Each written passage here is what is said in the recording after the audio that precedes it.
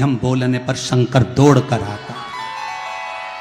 शिवा गुरुदेव, मैंने श्री शिवाय नमस्तुभ्यम बोलना जाप चालू करा, जाप करती रही।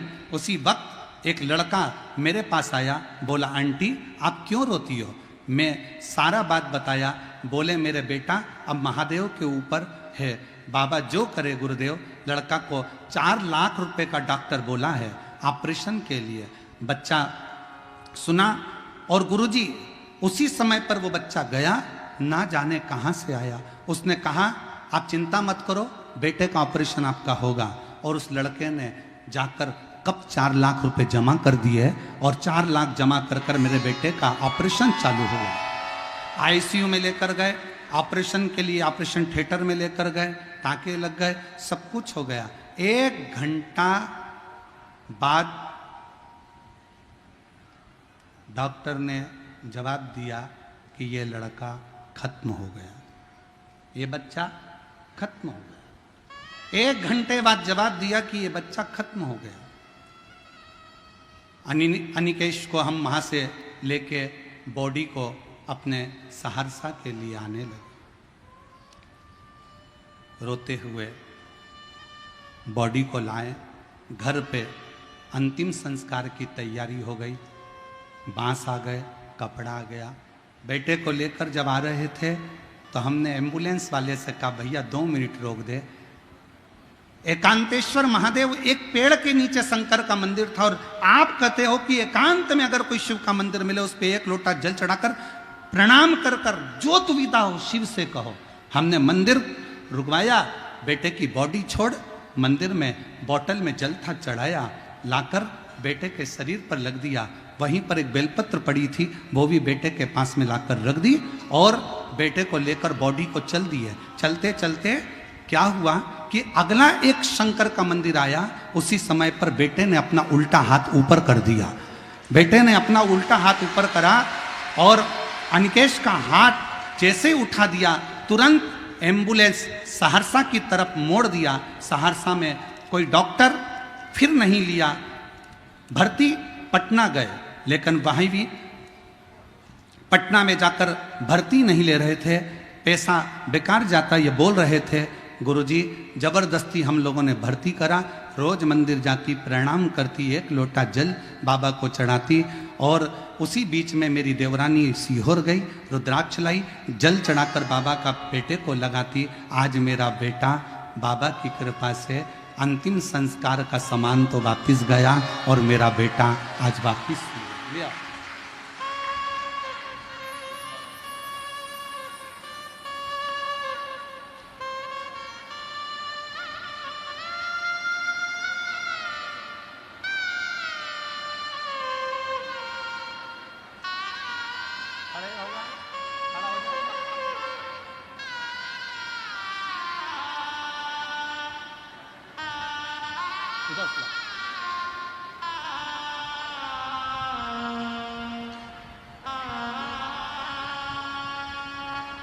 और तेरी कृपा का क्या भरोसा, कब किस पर हो जरा जरा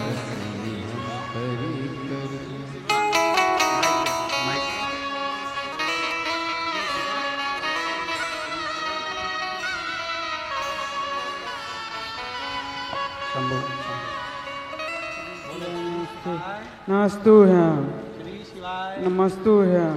डॉक्टर ने कहा था ये कभी उठ नहीं पाएगा, बोल नहीं पाएगा, इसका शरीर काम नहीं करेगा, पर शिव की कृपा से इसकी आंखें भी चली गई थी। अब धीरे धीरे आंखें भी वापिस आ रही है, खड़ा भी हो रहा है, हाथ भी हिल रहा है और बोल भी रहा है।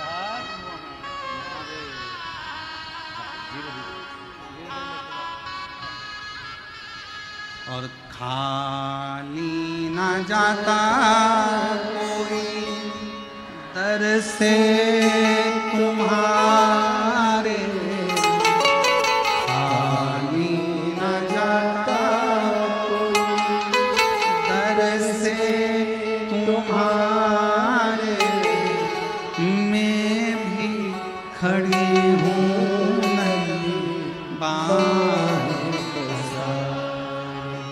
अपने हृदय से लगा लो, लगा लो, गिरा जा रहा हूँ, भोले अपने अब तो ना गिरी जा रही।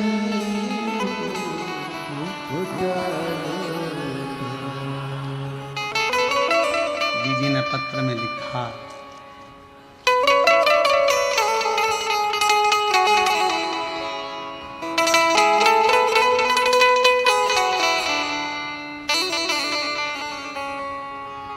पटना के डॉक्टर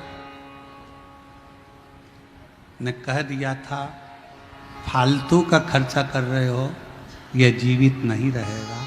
पर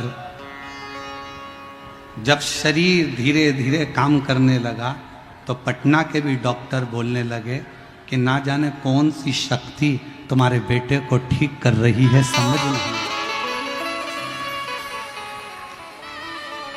कौन सी शक्ति।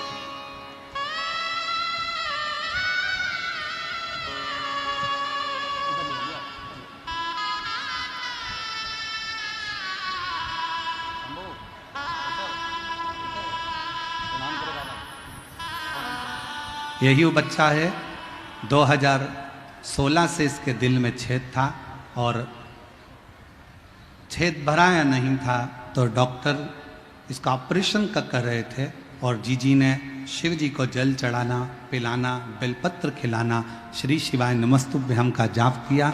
बाबा की कृपा से छेद भरा गया। कलकत्ता के डॉक्टरों ने कह दिया ठीक है।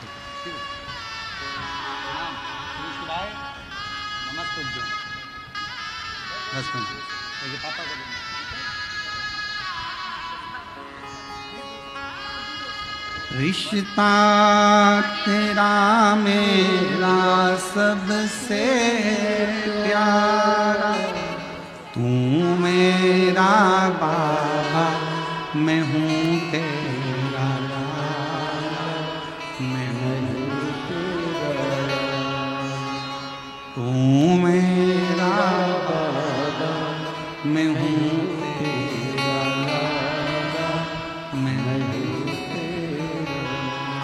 उसका भरोसा। जब आप मुख से श्री शिवाय नमस्तुभ्यम का उच्चारण करते हो, शिव तुम्हारे करीब में आता है, शंकर नजदीक। एक लड़का 3 साल से कोमा में पड़ा है।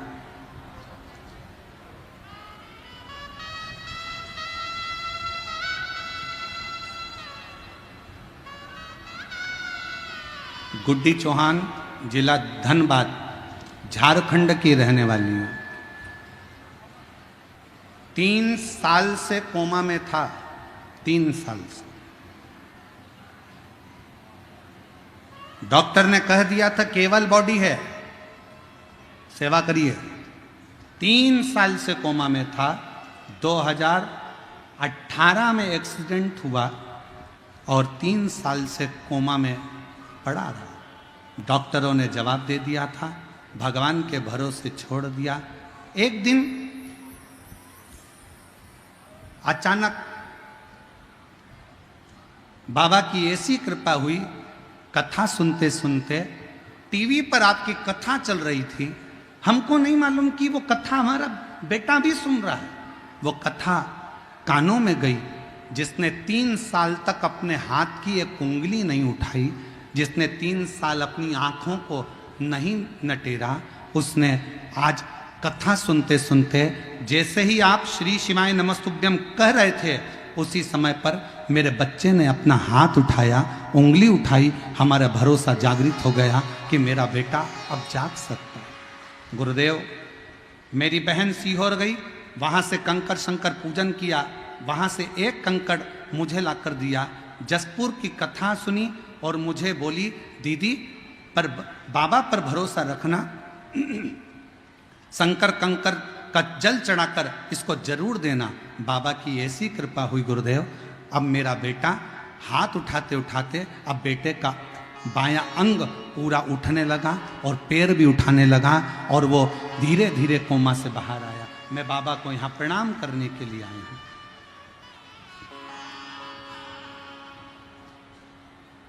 एक लाइन अच्छी लिखी है, सब लोग गुनगुनाएंगे साथ में। भोलेनाथ दया करना, मैं तेरे भरोसे, मेरे बाबा दया करना, मैं तेरे भरोसे, ना घर के भरोसे हूँ, ना परिवार के भरोसे हूँ, ना घर के भरोसे हूँ, ना परिवार के भरोसे हूँ, मेरे बाबा दया करना,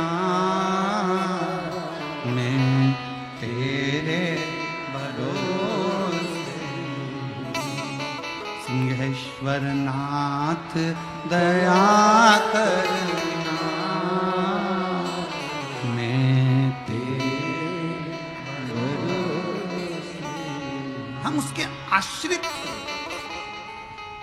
उसके आश्रित।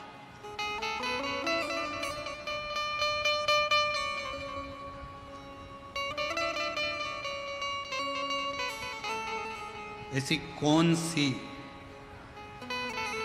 उलझन है जो मेरा शंकर सुलझा नहीं सकता। मेरी जीजियों, मेरे जीजाओं, मेरी बेटियों बेटाओं, मेरी माताओं, मेरे भाई, ना जाने फिर कहूँगा मैं ये बात, 2 दिन पहले भी ये बात कही थी, आज फिर कह रहा हूँ। ना जाने कौन सा पुण्य बिहार के इन लोगों ने, भक्तों ने करा है, जो सिंहेश्वर बाबा की इस पवित्र भूमि पर बैसाख में प्रदोष के दिन कथा को सुन रहे हैं। कौन सा? और दिल लूट लिया सिंहेश्वर के निवासियों ने। हम देख रहे थे रास्ते में से आते आते, कोई पानी पिला रहा, कोई शरबत पिला रहा। आज तो एक अलग सी नज़ारा हमने देखा कि लोग रोड पर पानी डाल रहे थे। तो हमने, वो शुभम बेटा हमको लेकर आता है चौधरी, हमने उससे पूछा ये पानी क्यों डाल रहे हैं? तो कहा गुरुजी, कई लोग जहाँ गाड़ी छूट रही है वहाँ से नंगे पैर चले आ रहे हैं, ना जाने कैसी श्रद्धा है। हमने कहा ये बाबा सिंहेश्वर की भक्ति है और उनकी नैया पार जरूर होगी, ये उसकी चले आ रहे, चले। एक एक दुकानदार, मैं धन्यवाद दूं, कितना कितना साधुवाद दूं मैं साथ में यहाँ की पुलिस प्रशासन को, यहाँ की एक एक व्यवस्था को देखकर। 2 लाख भक्त प्रतिदिन सुबह और 2 लाख भक्त शाम को भंडारे में भोजन कर रहे हैं। 20 टन चावल रोज लगता है।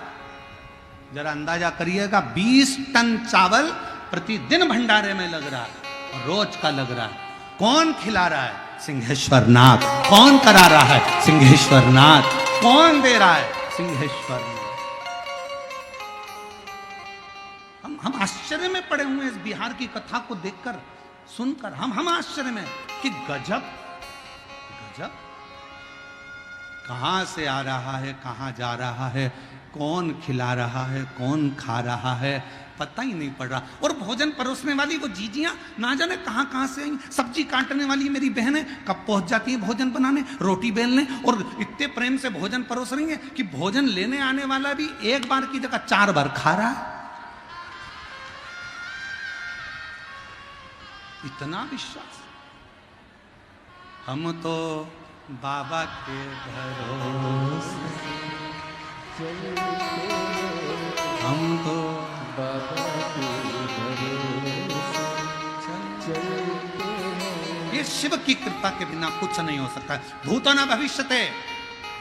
और ये नजारा अगर बिहार वालों ने 2 दिन की कथा और है, कल मासिक शिवरात्रि भी है और कल हमारी कथा की भी शिवरात्रि है, और परसों सुबह की कथा 8 बजे से 11 बजे तक हो जाएगी।